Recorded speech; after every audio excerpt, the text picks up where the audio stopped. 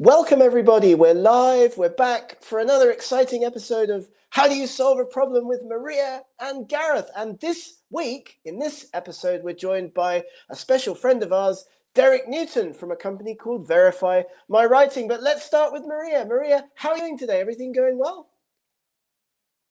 It's great. I am in an empty place. I'm moving house. Nice.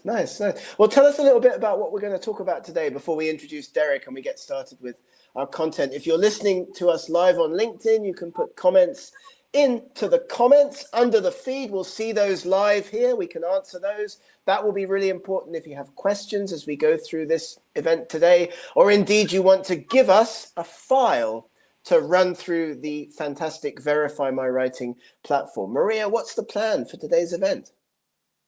So we are going to talk to Gareth, to Derek, about what they do at Verify My Writing. And then we have a couple of examples that we've run through the system. And we're going to talk about what the tool does. I think it's really interesting that nowadays that everyone is using AI for everything, that there is a tool that specifically tells you whether bits of your writing were flagged by AI, because it's really good to have that feedback before you even submit a manuscript or a grant or whatever it is. So, Derek, what are we going to talk about today? What is Verify My Writing? Yes, thank you.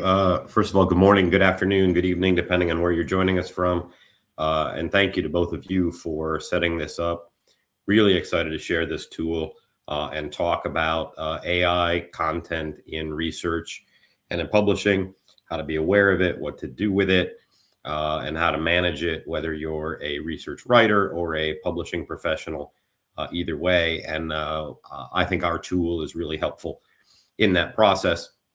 So we're going to give an overview of what Verify My Writing is, how it works, and then you've been kind enough to share a few publications, papers with us. We're going to scan those and see what the AI system tells us as far as their AI content, and hopefully answer some questions along the way. Just 2 seconds about me. I'm a journalist based in Washington, D.C., just outside of Washington, D.C. I've been covering academic fraud and credential fraud and academic integrity for about 10 years and started this company when I saw AI come on the scene, both as a writer and as somebody who understood many of the tools that were being used by people to deceive or be less than honest or get benefits from doing bad things. So this company sits at that intersection of rewarding good work, quality work, human work, and being a writer, somebody who hopefully does quality work and puts it out there for people to consume.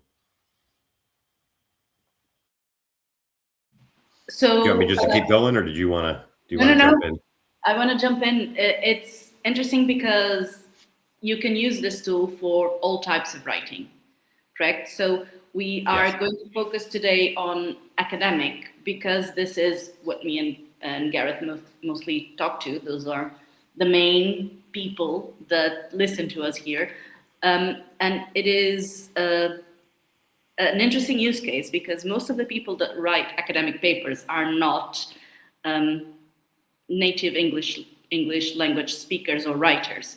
So they will be able to use AI tools to help them draft something, to help them with their grammar, to translate. So those things can then introduce some features that could be picked up by AI. How does this tool distinguish that from something that's purely AI generated? It depends. That's a great question. It depends on the quantity of the content. If you're using a popular grammar checker, for example, and it is recommending a few word changes here or there, and you make those changes, you say, yes, this is a better word, or that's correct. That sentence is too long. I want to shorten it into 2 words. Our detection system is very, very unlikely to catch that. A word here or there, or a modification of a sentence structure, our system 99 times out of 100 won't catch that.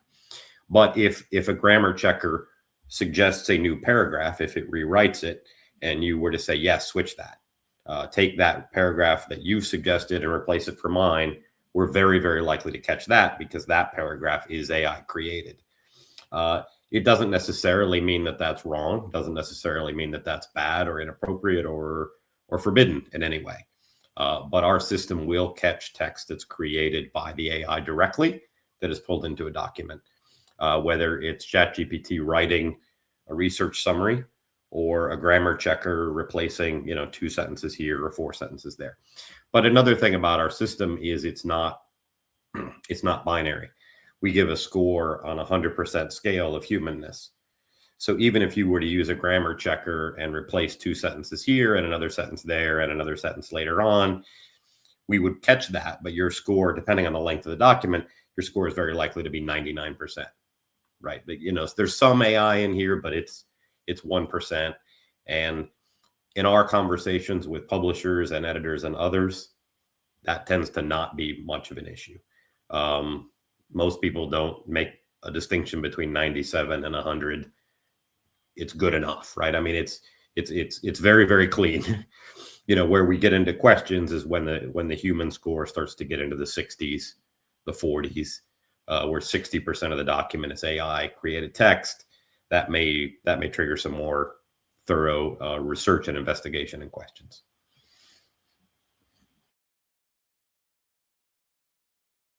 Sorry. Do you want to walk us through the website and what the tool does? And then we can go into the examples that we've run through. Sounds fantastic. Yep. Can everybody see this screen? I don't know how somebody would say if they couldn't, but you should see a very big green box. We can see it. There. It looks great. It looks fantastic. And we're already getting great. some comments. Great. Yeah, this is the home page. Sorry. No, I said if people want to put comments or questions, just put them on the LinkedIn comments underneath the feed of the event today. Sorry, Derek. No problem. That's great. So this is our homepage, verifymywriting.com.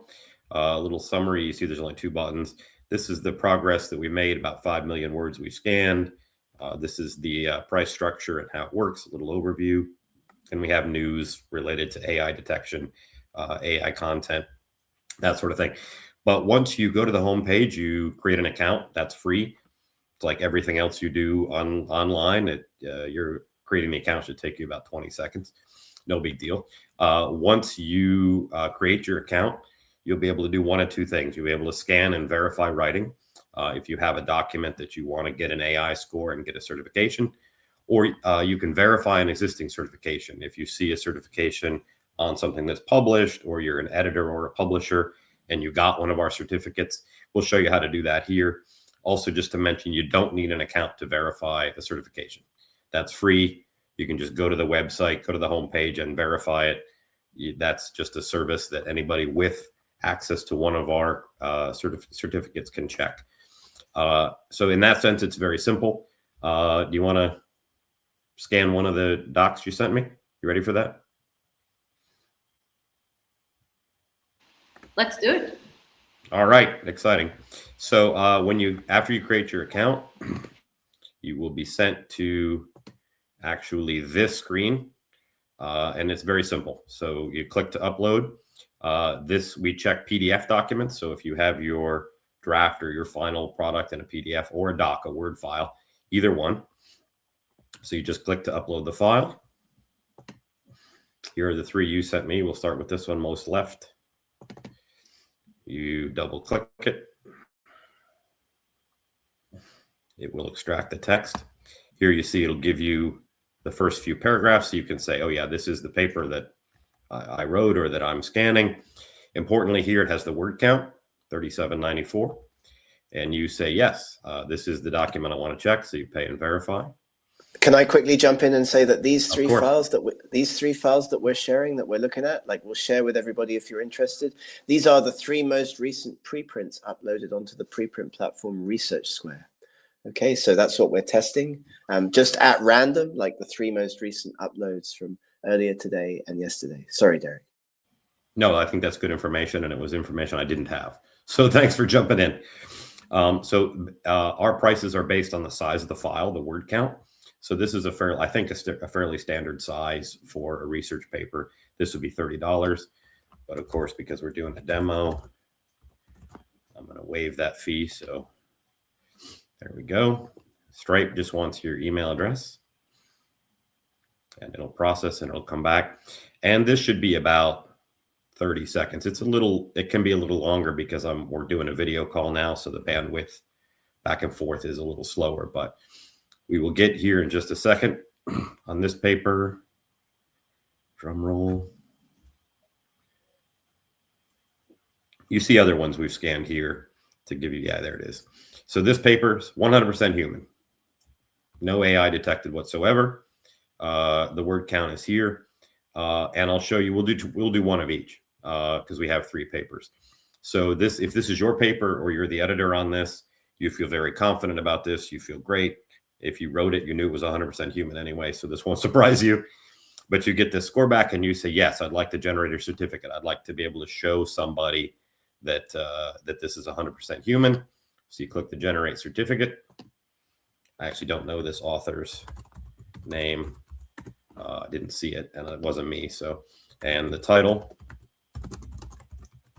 here, because that may not match the file that we scanned. A lot of people have like final version 2 or notes in the file name, last revision, whatever. But this, you want to be the final title of the paper. Let's put your name in the title here. You click next. Getting a certification is $10. We do that because about half of the stuff we scan comes back very heavy AI. And so there may not be a reason for somebody to get a certificate. So we want to let them get out and go do something else with the rest of their day. But if you do want the certification, we just make that as an extra feature here. Once again, I'm just going to waive that. Complete the order. And right here, your certificate's ready on this piece. So if you click that, there is your certificate, which you can download in several different versions. And this is what it says, 100% human. We got that. Here will be the title, your name, the word count, the exact date and time it was scanned, and a unique ID. I'll go ahead and show you how we use that now, and then we'll scan the other 2. But this is important because it's tied to that document, 3794. We saw that in the scan. So if you're an editor or a publisher and you get one of these and the certificate says 3794, but the paper you're looking at is 6,000 words, you might have a question. Something doesn't match. So you might want to investigate a little more. But once you get this, again, if it's sent to you as a PDF or a document or as an image file, this is a unique ID. So all you'd have to do is copy that. Also, this is a QR code. So again, if you got this as a PDF, you could just use your phone, click on that, and this will appear on our URL. So that makes it impossible to Photoshop. You can't mess with it. You can't create your own because the URL, the QR code won't work, or it'll go to a different certification. But also this is here. So if you grab this unique ID and you go back to our home page, what I was mentioning before, again, this is free. You don't need an account for this. You verify a certification. You can check, you can put in the ID, the author's name, or the title of the work. You can search by any of those, but we'll do it by the unique ID. And you see very quickly, less than 1 second, it pops up. Name, title, human score, 100. And if you want more information, you just click on that. The certificate that we just saw pops up. So verification is super, super easy, free, simple. And that's basically how it works. Do we have any questions, or do you want to jump and do the other 2 papers now? Well, let me say that if you have questions and you're listening to this on LinkedIn, please give us questions. I mean, this is a great tool. We're happy to promote it here on our Sidetrain channel. And people will listen to this event in the future because it gets embedded on LinkedIn. So if you're listening to us in the future, like, hello, future Maria, Gareth, and Derek, like, there will be questions and comments in the future. But let's proceed. Let's have a look at those other papers, Derek, because this one was 100% human. I wonder if one of the other 2 that we downloaded this morning from Research Square, the preprint platform, will flag up as AI generated. I don't know. I'm eager to see. I mean, as a writer, I don't want that. you know, I want people to do 100% human work. I just want them to make sure they get credit for it, because we know AI is everywhere, right? And if you're not using AI, you should. I feel, again, as a writer, like I want credit for having done the work. But this is back to our dashboard. Oh, another thing, just real quick, on your dashboard under your account, your certificates and badges live here forever. So, you know, you can come get them at another time. You don't need to get them right away. So submit content, same thing. We'll go ahead and upload. This is the second one. Again, it grabs the text, so you can say, yes, that's the right file. Word count is listed up there. And we go to this screen again, same price because it's about the same length. Waive that fee for us. Process it. And this is a little quicker when we're not doing the video, but a document, how long was this? 8,000 words. This normally would be about 15 seconds, maybe 12 seconds, somewhere in that range. That was pretty quick. 100% human. So whomever the author or authors are on this, we like it. Good work. I'll show you quickly the second option. I showed you the certificate. This would be, again, for editors or publishers, somebody internal who has some interest in understanding what, you know, the origin and the chain of custody on these documents. But this one we just did. Here I'm going to get a badge. Badges are different than the certificates. I'll show you those. To get a badge, you need at least 95%. If you scored 82%, this won't be available. It'll just say badge unavailable. But because it's 100, we can get it. So I'll click on that. Yes, I'd like the badge. Don't know that. I should have made a note of that. And this is just interesting. If you got 100, we can put that on. We can connect that to your badge. If you got a 97, maybe you don't want that. It really doesn't matter. But if you got a 97, maybe you don't want people asking, what about that 3%? You know, so you can do that or not. Because I got 100, I will go ahead and say, yeah, I'm very proud of my 100 on that. I did all the work myself.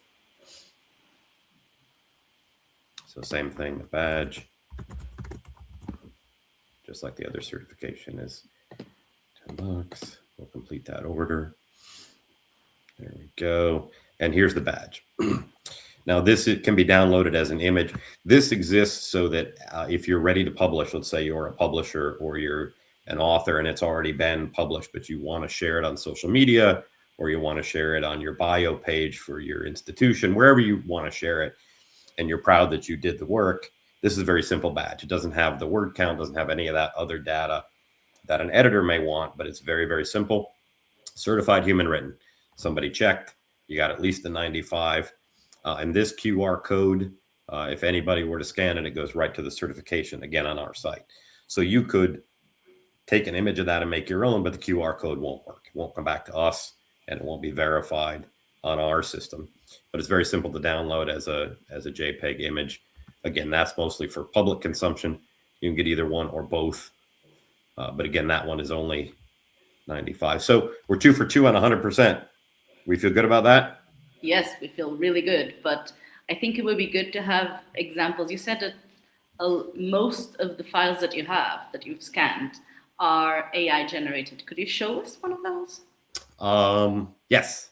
Yes, I can. I just ran one. Excuse me, I'm going to cough. Just 10 seconds. Apologize for that. Yes, I ran one on a news site just yesterday. There was, I think, a third AI generated, but we'll do the last of the 3 that you sent, if that's all right to do that one. Sure. Same process over here. I think that's the third one. Same exact thing, word count, first couple of paragraphs.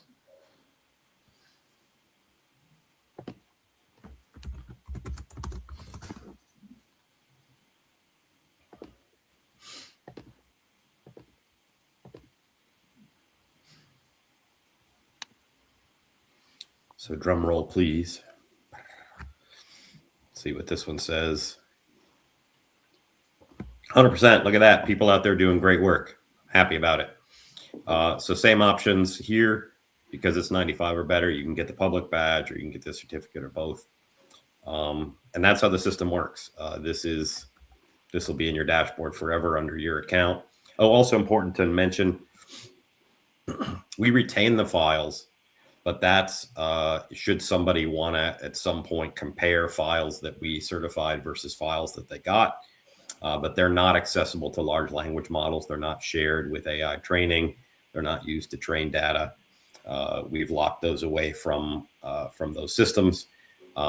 They sit on our site only for future verification purposes, should there be any questions. But should that be an issue, of course, we're happy to delete. If somebody messages us and says, please delete my stuff, we'll do that, no problem. Any questions so far? I'm happy that it's generating certificates, that people are writing their own things. Could you, I would like people to get us some comments on LinkedIn and figure out if this is something that they would like to use, because in the last couple of events we did, we were talking about writing and how people can use academic writing to their own advantage. So if you get an example of something that is heavily AI generated, that would be great to figure out. Yeah, I found one, the one I ran yesterday. I'll plop that in and we can see how it differs. You ready for that? Yeah. All right, great. Right. Yep. So same, this is the submit content thing. Same exact process. It is this one right here. As mentioned, this is on a fairly well-known media site, an article. This is the title. I'll grab it because that way we can use it for this. Well, we're probably not going to get a certificate, but I could grab that. It's shorter. It's 1,000 words because it's a piece of journalism, not a research project. But same thing, pay and verify. Because it's shorter, it's $10 instead of the $30, but the process is exactly the same.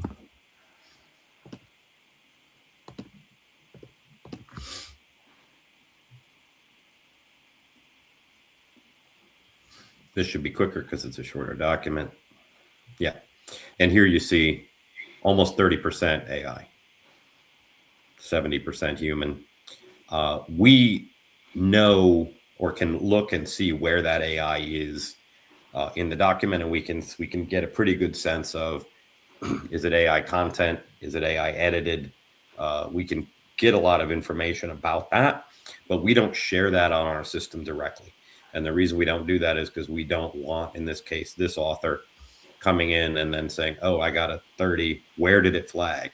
And then they go in and edit and they get it down to a 22 and they edit some more and they get it to a 15. That's not the sort of, rewarding good behavior that we want to do, if I can be that, sort of childish about it. But we would prefer people do original good work at the outset and then get rewarded for that. We don't want them to use our tool to sort of game a score.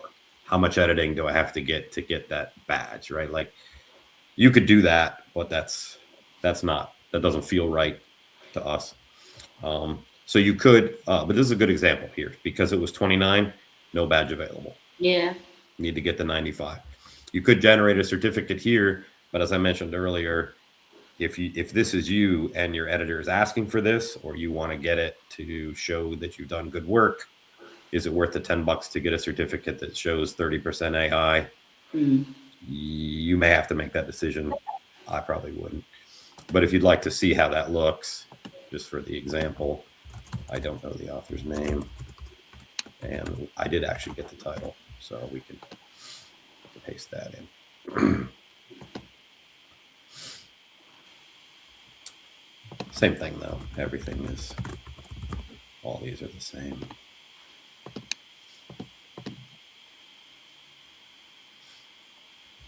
And so here's what a certificate looks like if it has AI in it.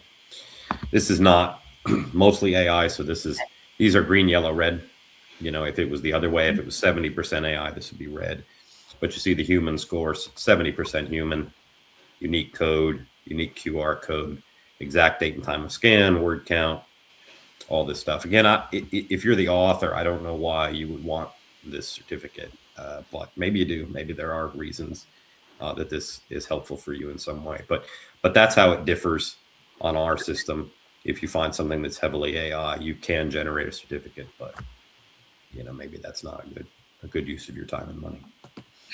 So so that our listeners and viewers can figure out, you can get any kind of text through this tool. So academic writing, manuscripts, grants, peer review reports, you can run this through everything, and whenever you think that some of your writing is going to be screened for AI, there will be, because most of the editors right now will have their own proprietary tools, it's probably better, because some of our listeners have had problems in the past that some of what they write has been flagged as AI generated, and it's not.